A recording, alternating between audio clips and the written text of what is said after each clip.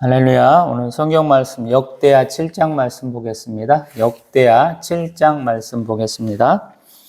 솔로몬이 기도를 마침에 불이 하늘에서부터 내려와서 그 번제물들과 제물들을 사르고 여호와의 영광이 그 성전에 가득하니 여호와의 영광이 여호와의 전에 가득함으로 제사장들이 여호와의 전으로 능히 들어가지 못하였고 이스라엘 모든 자손은 불이 내리는 것과 여호와의 영광이 성전 위에 있는 것을 보고 돌을 깐 땅에 엎드려 경배하며 여호와께 감사하여 이르되 선하시도다 그의 인자하심이 영원하도다 하니라.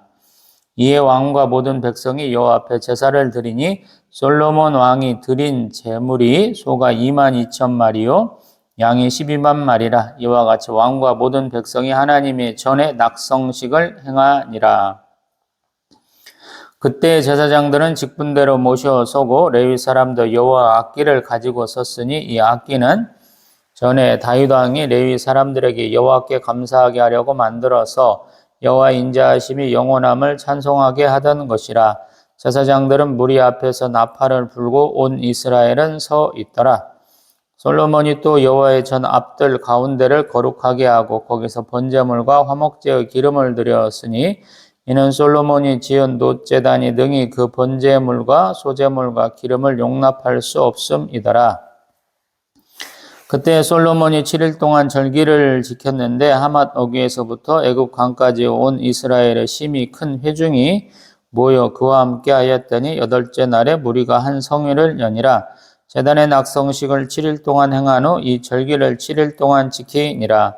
일곱째 달 제23일에 왕이 백성을 그들의 장막으로 돌려보내매 백성이 여호와께서 다윗과 솔로몬과 그의 백성 이스라엘에게 베푸신 은혜로 말미암아 기뻐하며 마음에 즐거워하였더라. 솔로몬이 여호와의 전과 왕궁 건축을 마치고 솔로몬의 심중에 여호와의 전과 자기의 궁궐에 그가 이루고자 한 것을 다 형통하게 이루니라.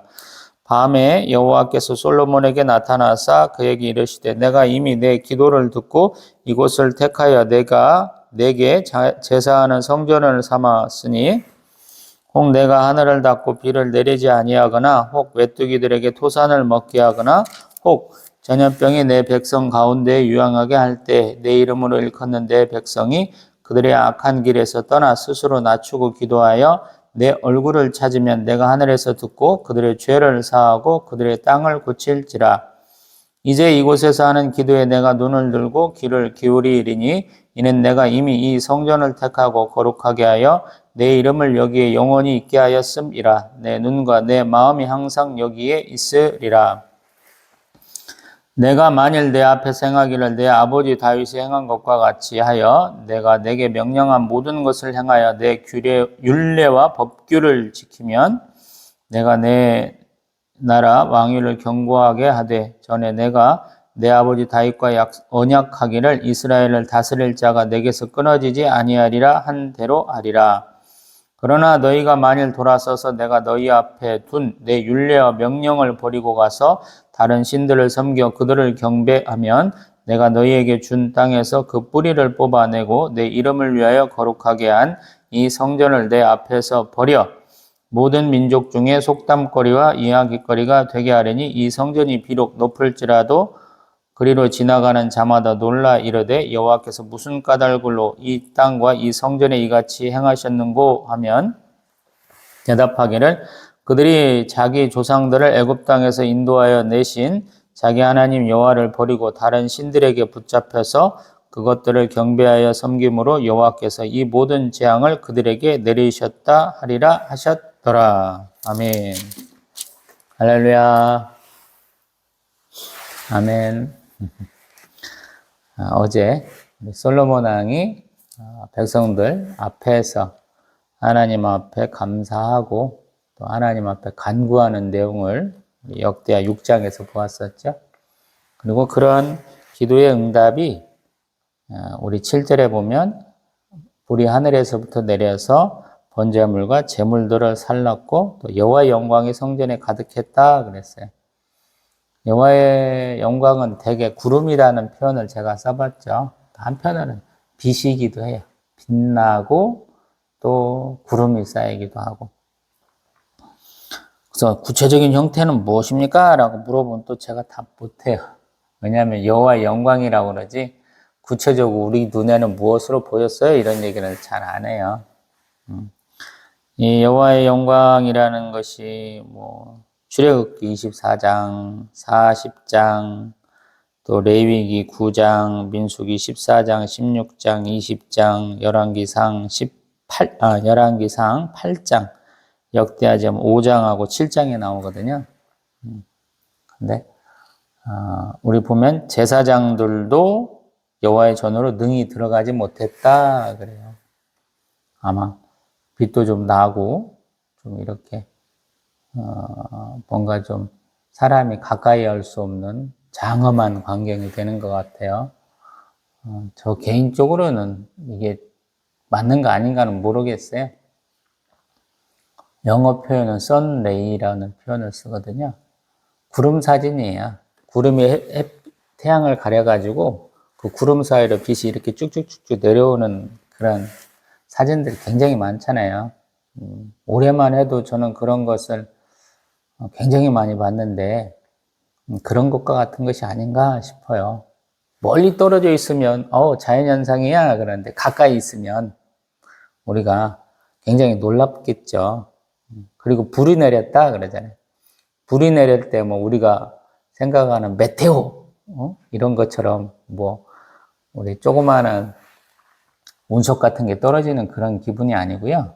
대부분은 번개가 치는 것이 아닌가 이런 생각을 해보거든요. 왜냐하면 이러한 불이 내리는 장면이 창세기 19장, 민수기 11장, 16장, 26장, 사사기 6장, 열왕기상 18장, 열왕기하 1장, 욥기 1장, 뭐 20장, 역대하 지금 7장하고 역대상 27장 부분에 나오거든요.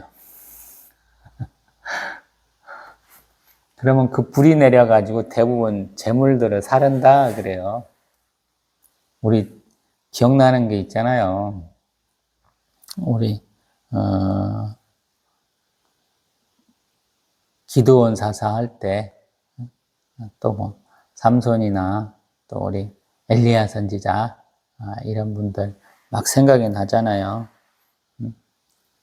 재물을 드렸는데 어디서부턴가 불이 나왔고 그걸 살라버려.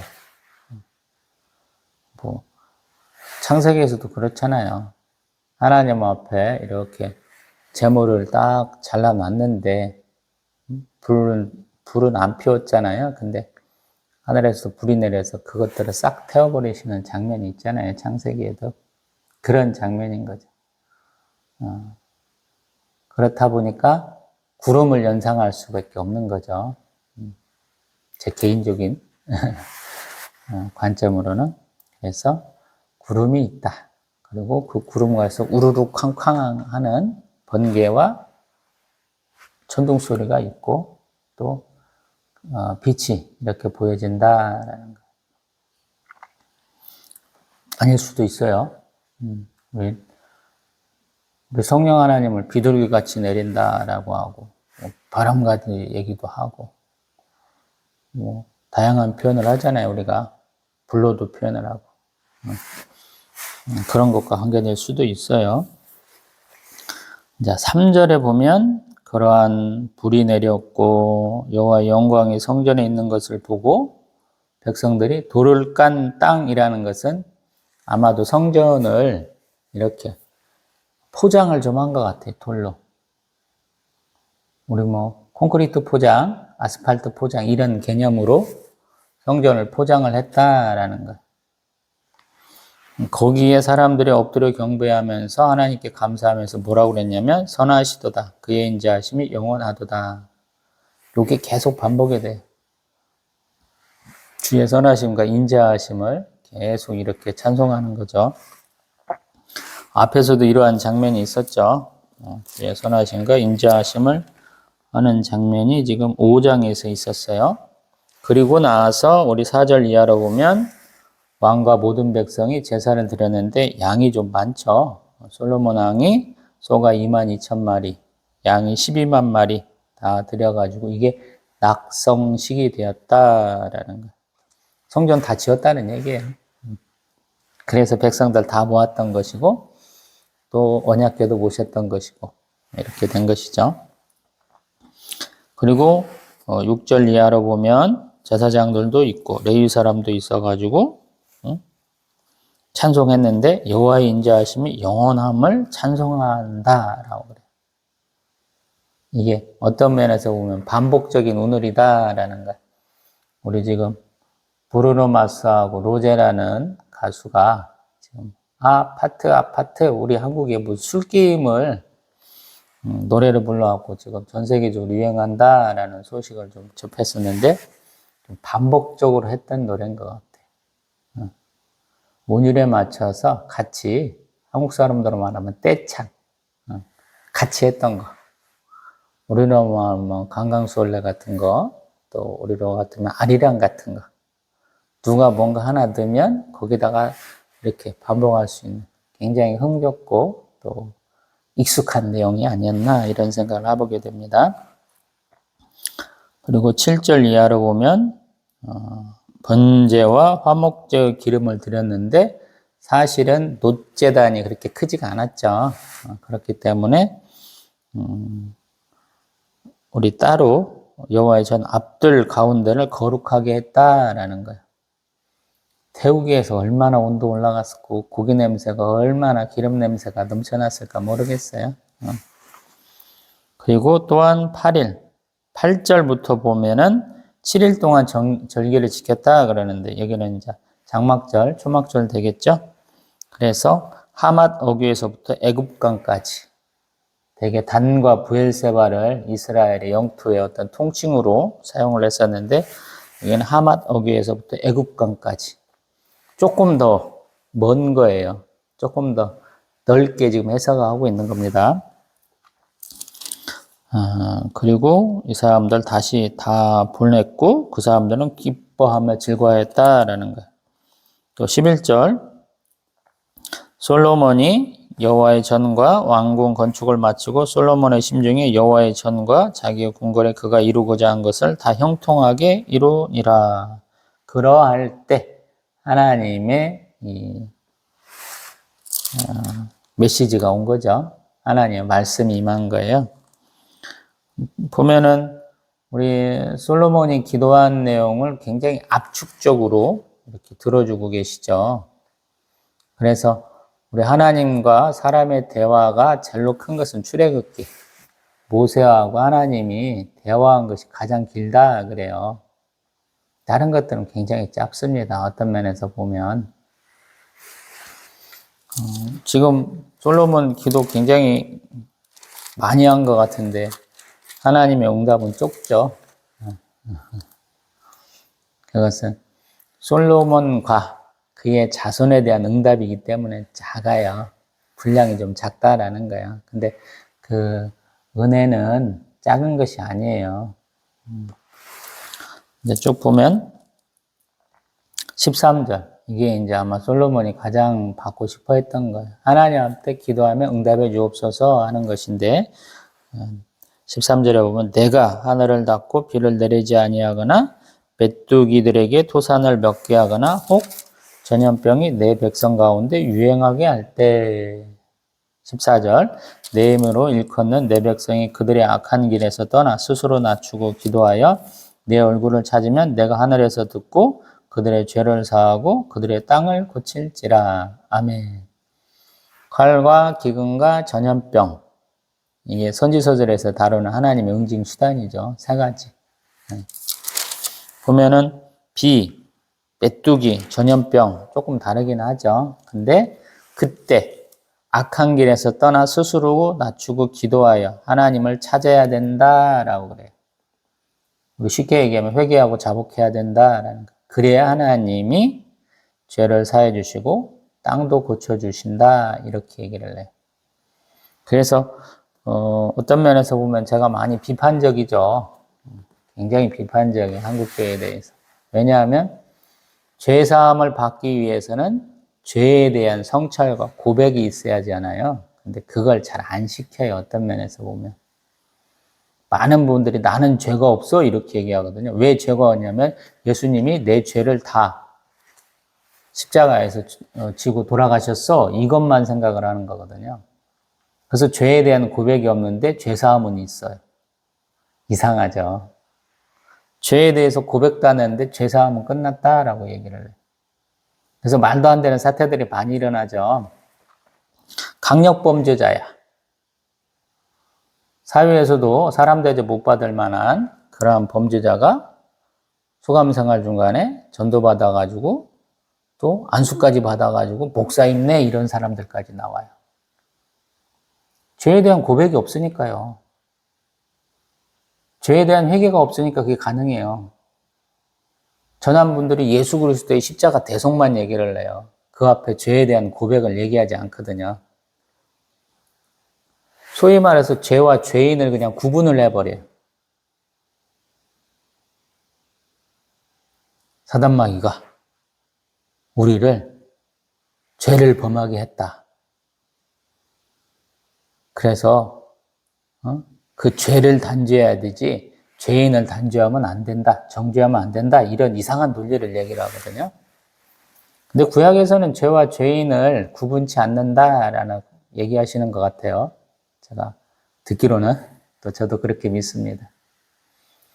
우리는 원죄와 자범죄를 범하는 사람들이거든요. 우리 안에 죄성이 있어요. 막 엇나가려고 하는 게 있어요.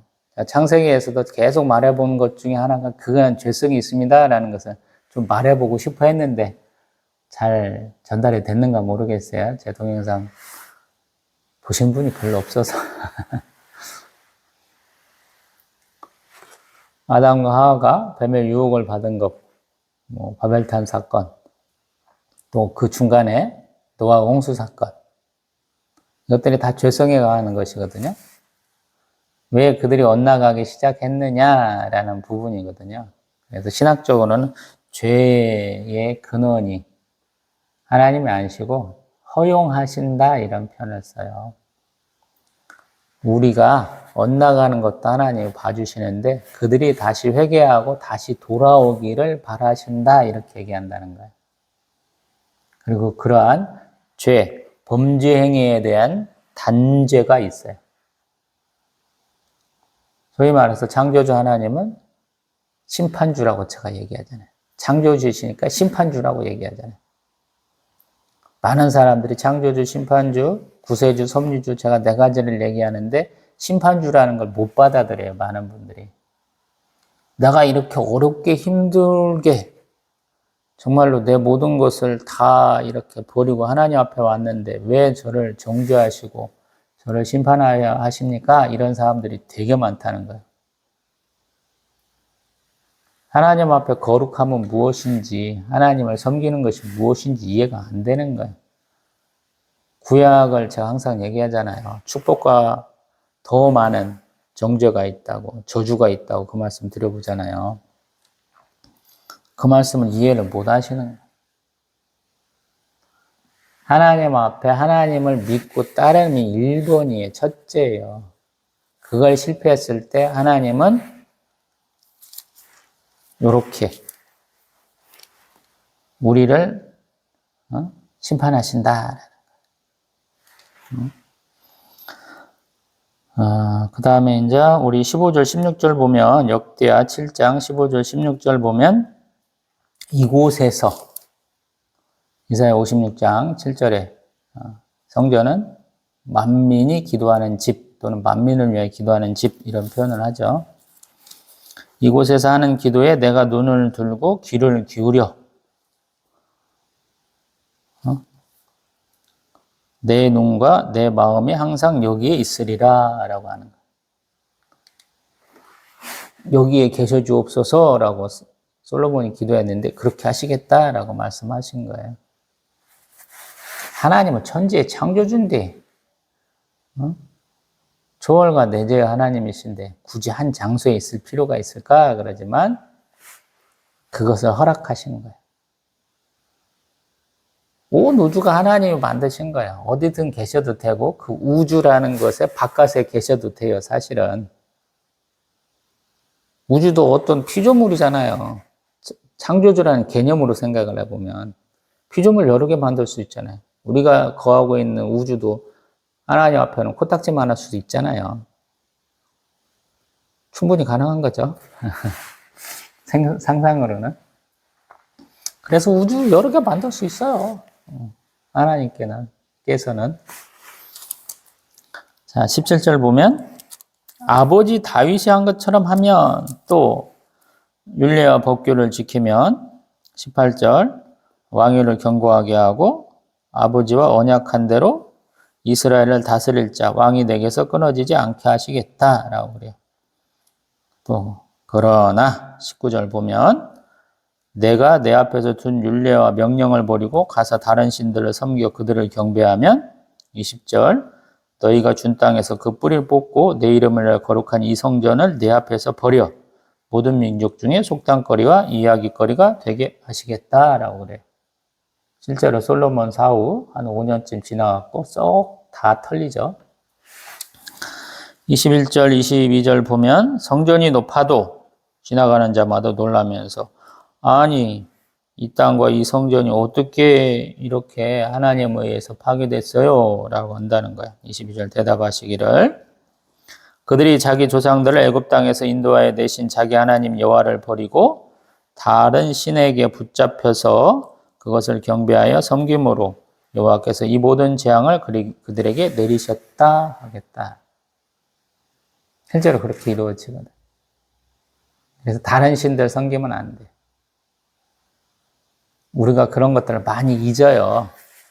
하나님 위에 다른 신들 섬기면 안 돼 이렇게 얘기하잖아요. 그러다 보니까 유대교는 종교가 아니고 철학이다 이런 얘기도 해요. 왜냐하면 우리 불교나 원불교 같은 데서 선원이라고 그래서 뭐 수행하는 데가 있어요. 정신수양. 거기에 유대교인들 자주 간다고 그래요. 정신수양한다. 웃기잖아요. 근데 우리도 마찬가지. 다른 신들을 많이 섬기는 듯한 느낌이 있어요.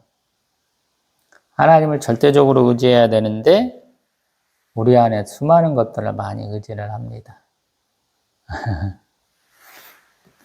자세하게 자신을 돌아보면 그런 적이 참 많아요. 그래서 조금 우리가 신앙이 좀 어려워요. 신령한 젖을 먹는 가난 어린아이와 같은 순진함으로 나가야 된다라는 측면과 함께 또 반대로 단단한 음식도 먹는 장성한 자와 같이 돼야 된다 그래요. 하나님이 내게 주신 지식, 지혜, 명철을 통하여서 하나님이 나에게 주신 사명과 소명을 감당해야 된다라는 어떤 그러한 굉장히 자의식이 발달할 수도 있고요. 반대로 모든 건 하나님 앞에 묻고 따라야지라고 그러는 조금 조심스럽게 가는 방향이 있죠.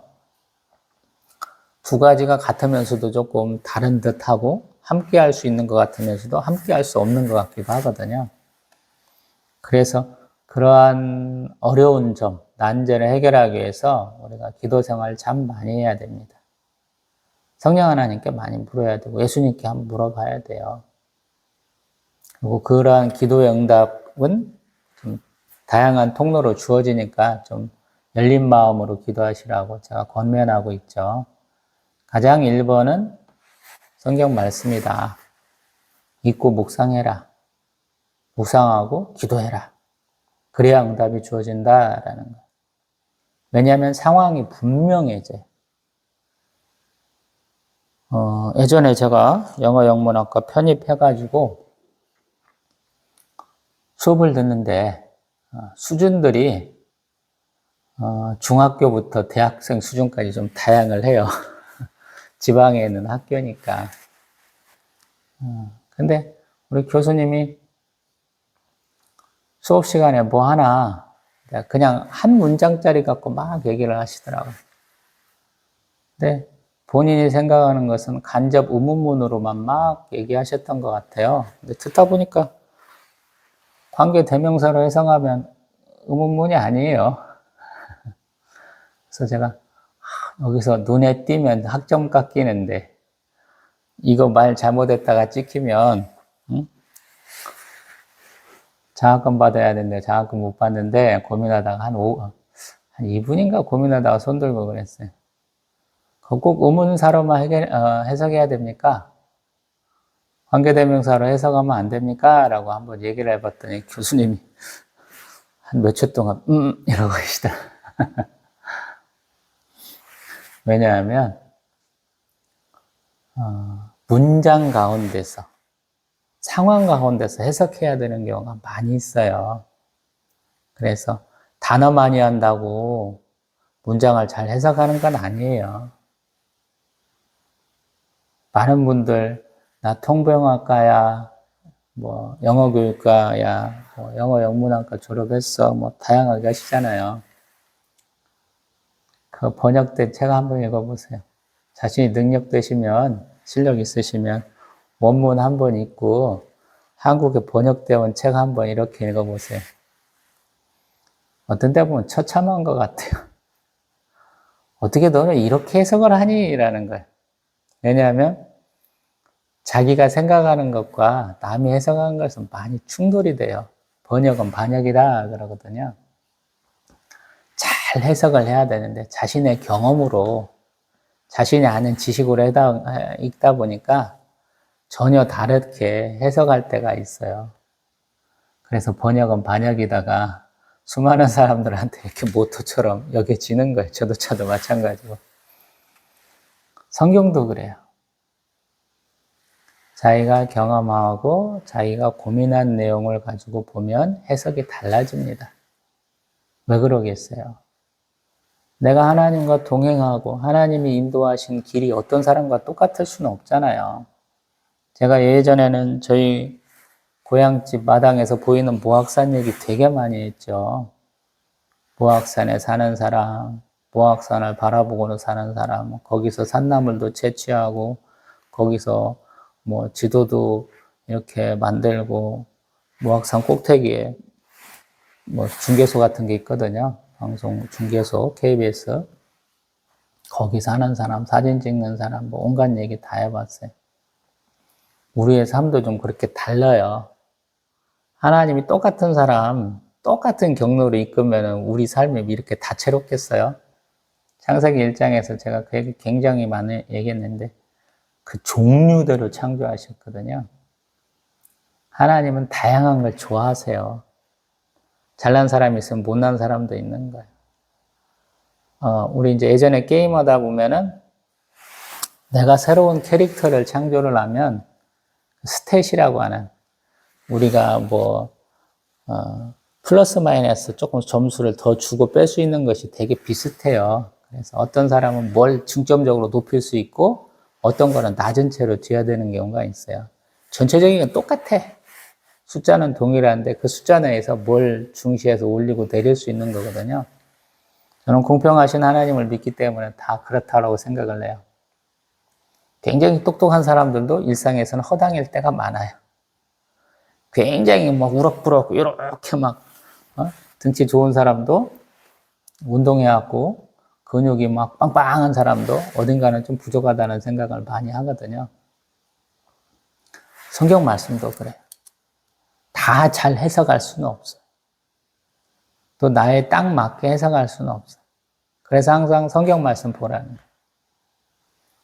하나님이 나에게 응답하실 때는 한 단어 가지고도 얘기할 수도 있고 상황을 가지고도 말씀하실 수 있고 또 반대로 쓰실 때도 있어요.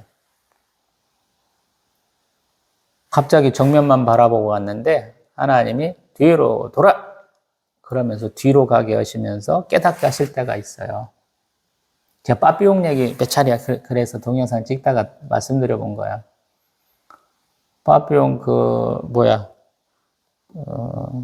프랑스 외인 부대 같은 데 소속돼 가지고 훈련할 땐가 보면 눈 가리고 북소리에 맞춰서 제식 훈련 하잖아요. 앞으로 가라면 앞으로 가고 뒤로 가라면 뒤로 가고 옆으로 가라면 옆으로 가고 그러잖아요.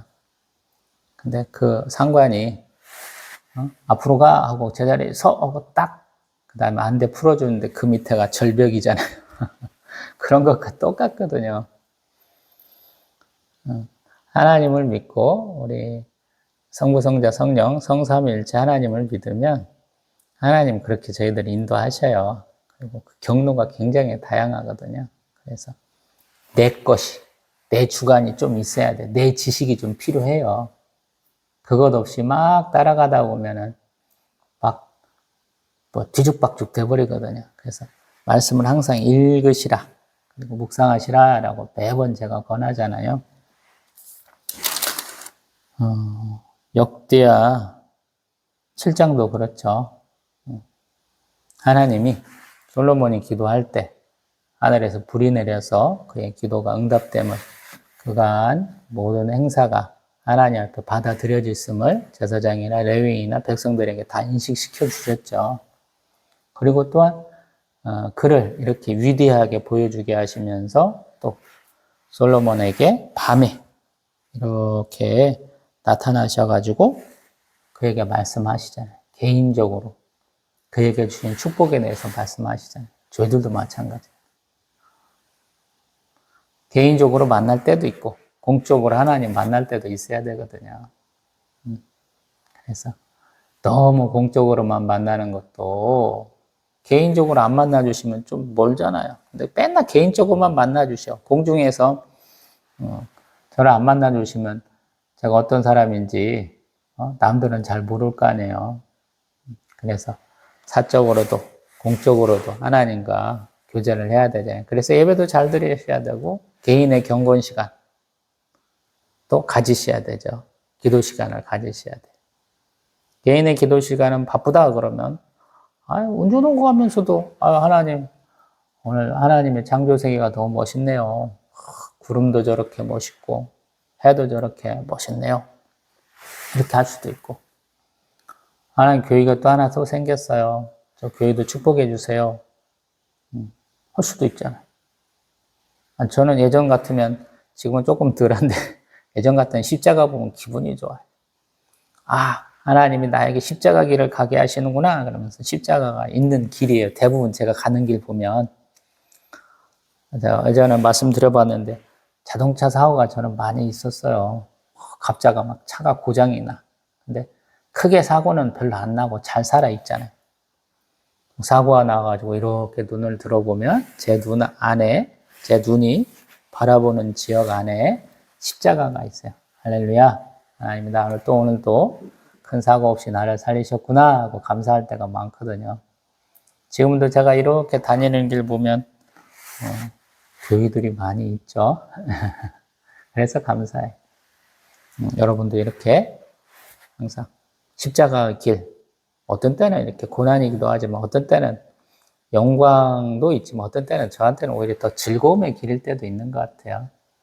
하나님을 묵상할 수 있고 하나님의 자녀됨, 하나님의 백성됨, 하나님의 종됨을 이렇게 생각할 수 있는 길로 인도하신다 이런 생각이 들거든요.